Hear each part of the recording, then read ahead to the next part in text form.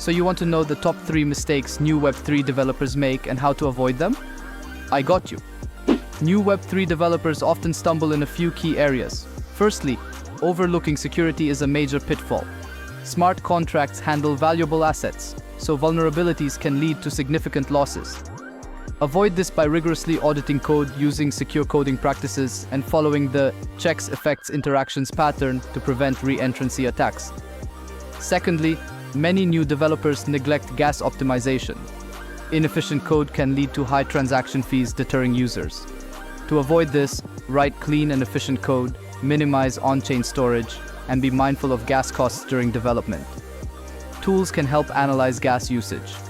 Thirdly, poor user experience, UX, is a common mistake.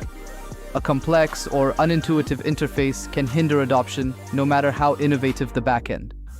Focus on creating user-friendly interfaces, provide clear instructions, and test the user flow thoroughly.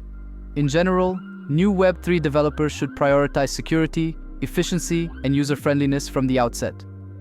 Thorough testing, continuous learning, and engaging with the developer community are also crucial for avoiding these common mistakes and building successful decentralized applications. And that's it.